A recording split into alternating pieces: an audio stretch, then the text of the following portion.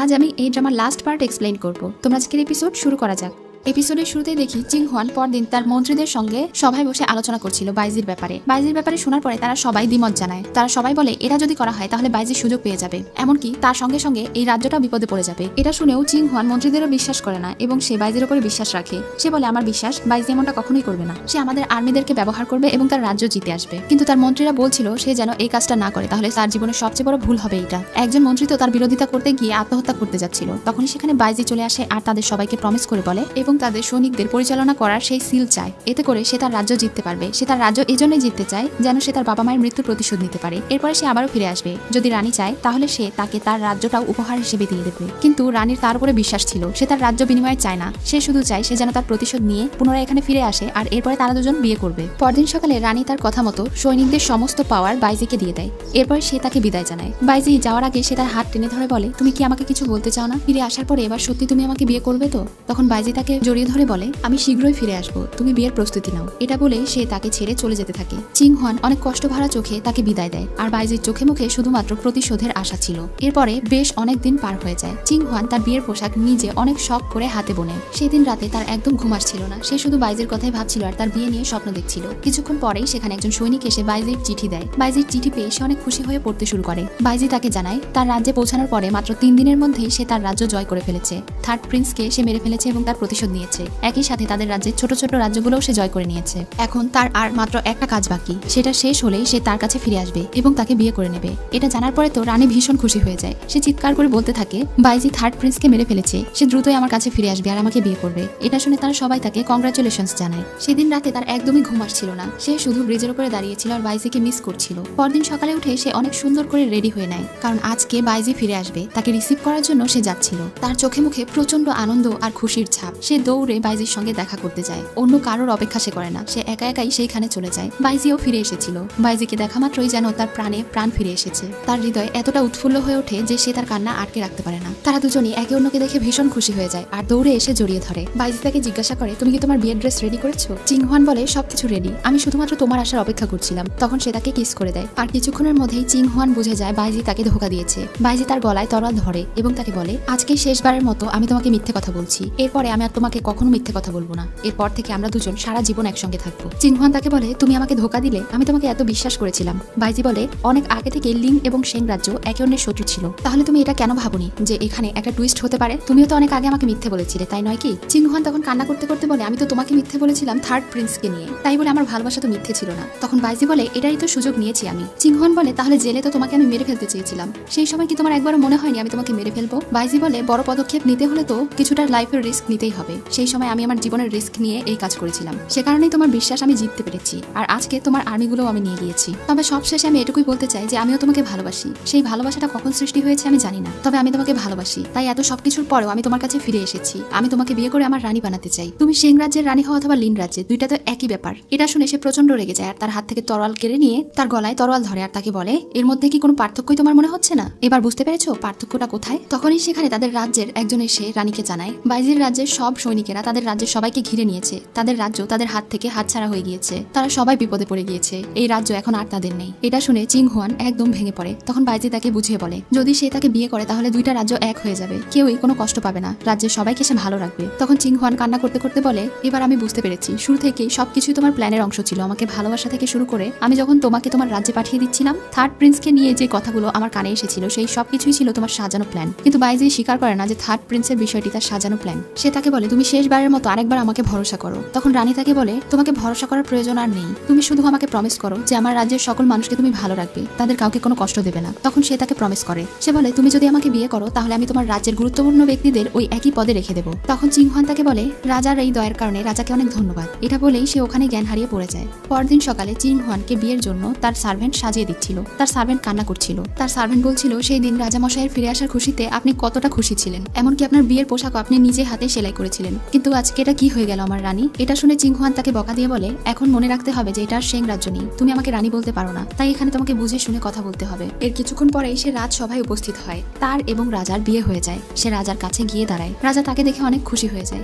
এখন সে রাজার প্রশংসা করে আর বলে, আশা করছি আপনি আমাদের এই পুরো রাজ্যকে অনেক সুন্দরভাবে পরিচালনা করবেন। আপনার কি মনে আছে বিয়ের আগে আপনি আমাকে কি প্রমিস করেছিলেন? তখন রাজা বলে, হ্যাঁ আমার মনে আছে, আমি প্রত্যেকটা জন্মেই তোমাকে ভালোবাসবো। তখন সে বলে, এটা নয়, আপনি আমাকে প্রমিস করেছিলেন যে আপনি আমার রাজ্যের সদস্যদের এবং মানুষদের উপরে দয়া করবেন, তাদেরকে কোনো ক্ষতি করবেন না। তখন সে বলে, হ্যাঁ আমি সেটাই করেছি। এই সভায় তোমার রাজ্যের সমস্ত গুরুত্বপূর্ণ ব্যক্তিরা উপস্থিত আছে, আর একই সাথে আমি 3 বছরের জন্য তোমার রাজ্যের সমস্ত কর মওকুফ করে দিয়েছি। এটা শুনে চিংহুয়ান খুশি হয় আর বলে, আশা করছি আপনি অনেক ভালো একজন রাজা হবেন ভবিষ্যতে, আপনার অনেক নাম হবে এবং আপনি আপনার প্রমিস রক্ষা করবেন। তখন সে বলে, অবশ্যই আমি আমার কথা রক্ষা করব, আমি যা কথা দিয়েছি সেটা রাখবো। এটা বলে যখনই বাইজির সামনে তাকায় ঠিক তখনই চিংহুয়ান আত্মহত্যা করে। এটা দেখে সেখানে থাকা সবাই মর্মাহত হয়ে যায়, আর একই সাথে বাইজিও কান্নায় ভেঙে পড়ে। সে তাকে বলতে থাকে, তুমি এমনটা কেন করলে? চিংহুয়ান বলে, আমাদের 13 প্রজন্ম আমাকে দেখে হয়তো লজ্জা পাবে, কারণ আমি ভালোবাসার জন্য আমাদের রাজ্য এবং রাজ্যের মানুষকে হারিয়েছি। এরপরে আর কখনো আমি আমার হৃদয় দেব না। এটা শুনে বাইজি প্রচন্ড কান্না করছিল আর ডাক্তারকে ডাকছিল। সে চিংহুয়ানকে বলছিল, তুমি আমার সঙ্গে এমনটা কেন করলে? চিংহুয়ান বলে, আমি রাজকীয় পরিবারে জন্ম নিয়ে তাদেরকে লজ্জায় ফেলে দিয়েছি। বাইজি কান্না করতে করতে বলে, তুমি ঠিক হয়ে যাও, তুমি বেঁচে যাও, আমি তোমাকে তোমার রাজ্য পুনরায় ফিরিয়ে দেবো, তুমি যা চাও তাই হবে, আমি সবকিছু তোমাকে ফিরিয়ে দেবো। এটা বলে সে প্রচন্ড কান্না করতে থাকে। তখন চিংহুয়ান তার দিকে তাকিয়ে হেসে বলে, তুমি আবারও মিথ্যে বলছো। তখন বাইজি কান্না করতে করতে বলে, আমি মিথ্যে বলছি না, আমি তোমাকে সত্যি বলছি। কিন্তু ততক্ষণে অনেক দেরি হয়ে গিয়েছে।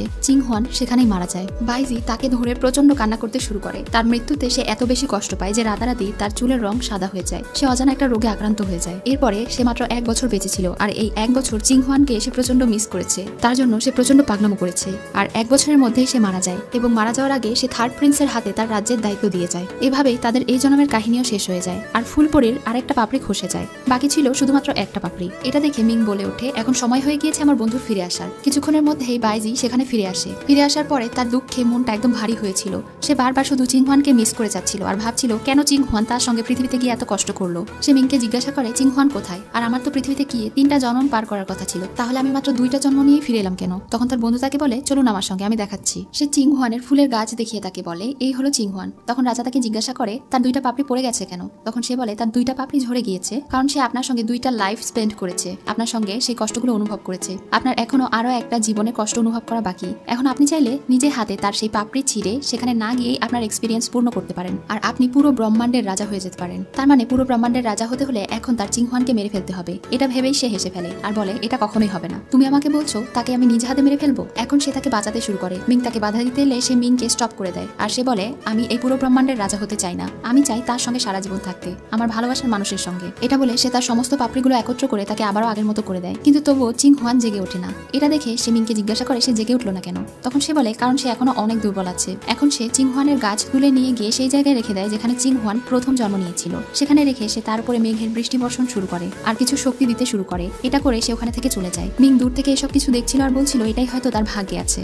এদিকে বাইজি যখন বসেছিল কিছুক্ষণের মধ্যেই সেখানে চিংহুয়ান চলে আসে, মানে সে আবারও তার আগের রূপে ফিরে এসেছে। চিংহুয়ানকে দেখে তো সে অনেক খুশি হয়ে যায় আর দৌড়ে গিয়ে তাকে জড়িয়ে ধরে, কিন্তু চিংহুয়ান তাকে বলে, আপনি কে আর এসব কিছু কেন করছেন? আমার ব্যথা লাগছে। বাইজি তখন তাকে ছেড়ে দেয় আর তাকে জিজ্ঞাসা করে, তোমার কি মনে নেই আমি কে? আসলে চিংহুয়ানের কোনো কিছুই মনে ছিল না, এমনকি সে তো নিজের নামও জানে না। তখন বাইজি বলে, তোমার নাম হলো চিংহুয়ান আর আমি বাইজি। চিংহুয়ানকে সে জিজ্ঞাসা করে, তার কি তাকে মনে নেই? তখন সে বলে, আমার কোনো কিছুই মনে নেই, আমার যেটা মনে আছে সেটা হচ্ছে আমি একটা ফুল পরি, আর আমাকে কাল্টিভেট করতে হবে, শক্তিশালী হতে হবে আর একটা গডেস হতে হবে। এখন তুমি আমার পিছু করা বন্ধ করো। এটা বলে সে ওখানে থেকে চলে যায়। দূরে নদীর ধারে গিয়ে সে বসে বসে কাল্টিভেট করতে শুরু করে। এটা দেখে মিং ঠাট্টা করে বাইজিকে বলে, সে তো দেখছি তোমার থেকেও বেশি অধ্যবসায়ী, সে দেখো কাল্টিভেট করছে কত মনোযোগ দিয়ে। বাইজি তখন বলে, সে অবশ্যই আগে সবকিছু মনে করতে পারবে। সে একটা কষ্টের মধ্যে দিয়ে গিয়েছে, এজন্য হয়তো তার স্মৃতি নষ্ট হয়ে গিয়েছে, কিন্তু অবশ্যই সে তার আগের স্মৃতি ফিরে পাবে। সেই সময় পর্যন্ত আমি অপেক্ষা করব। মিং বলে, সেটা মনে করেই বা কি লাভ? আমার তো মনে হয় না পৃথিবীতে তোমাদের দুজনের এক্সপিরিয়েন্স খুব একটা ভালো ছিল, তোমরা তো ভালোবাসার জন্যই মারা গিয়েছিলে। সেই কষ্ট মনে করার থেকে ভালো সে এখানে হাসি খুশি আছে।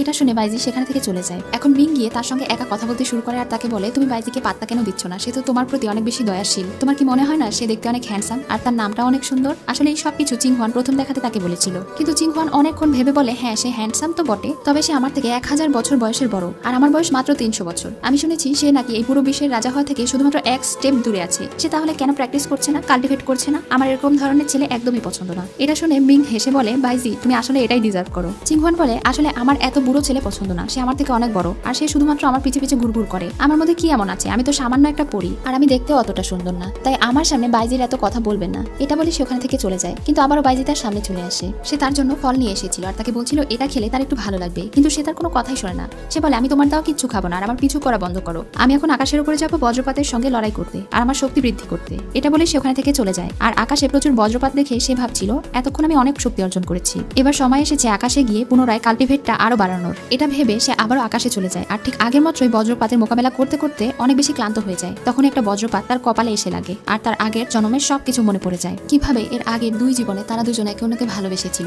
আর ভালোবাসার জন্যই তাদের দুজনকে মরতে হয়েছিল। এই সব কিছু মনে পড়ার পরে বাইজির নামটাও তার মনে পড়ে যায় আর সে কান্না করতে শুরু করে। তখনই আরো বজ্রপাত তার দিকে ধেয়ে আসলে সে আর পারছিল না। তখনই ড্রামার ঠিক প্রথম দিকের মতো বাইজি আবারও এসে তাকে প্রোটেক্ট করে। বাইজিকে দেখে সে কান্না করে ফেলে আর তখনই চিং হুয়ান তার জ্ঞান হারিয়ে ফেলে। যখনই তার জ্ঞান ফিরে আসে ততক্ষণে তার সবকিছু মনে পড়ে গিয়েছিল। তখন সে আশেপাশে সব জায়গায় বাইজিকে খুঁজে বেড়াচ্ছিল। যখন সে বাইজিকে খুঁজে পায় তখন সে দৌড়ে গিয়ে তাকে জড়িয়ে ধরে আর বলে আমার সবকিছু মনে পড়ে গিয়েছে। এখানে আমরা দেখতে পাই বাইজির চুলগুলো সাদা হয়ে গিয়েছে আর তার কপালে একটা মার্ক এসেছে। এটার কারণ হলো সে এখন পুরো বিশ্বের সবচেয়ে শক্তিশালী রাজা হয়ে গিয়েছে। সে হয়ে গিয়েছে স্কাই ইম্পেরিয়র। এটা দেখে তো চিং হুয়ান অনেক অবাক হয়ে যায়। সে বলে তুমি তো এখন স্কাই ইম্পেরিয়র হয়ে গিয়েছো, তোমার কি আমাকে মনে আছে? তখন সে বলে অবশ্যই আমার মনে আছে, এমনকি তুমি আমার ভালোবাসা এটাও আমার মনে আছে। তখন সে চিং হুয়ানকে জড়িয়ে ধরে বলে আসলে আমাদের ভালোবাসাটা সেই সময়ে শুরু হয়েছিল যখন আমি আমার 1 ফোঁটা রক্ত দিয়ে তোমাকে বাঁচিয়েছিলাম আর আমাদের 3 জীবনের ভালোবাসার কাহিনী শুরু হয়ে গিয়েছিল। আর এই 3 জীবনের ভালোবাসার কারণেই তুমি হয়ে উঠেছো আমার সত্যিকারের ভালোবাসা। এটা বলেই তারা দুজনই একে অন্যকে কিস করে। এখানেই আজকের এই সুন্দর মুভির কাহিনীটি শেষ হয়ে যায় আর হ্যাপি এন্ডিংও হয়। সো ভিউয়ার্স, আজকের এই সম্পূর্ণ ড্রামাটি তোমাদের কেমন লেগেছে তা অবশ্যই কমেন্টে জানিও। আর এমনই আরো সুন্দর সুন্দর ড্রামা উপহার পেতে আমার চ্যানেলে সবাই সাবস্ক্রাইব করে রেখো।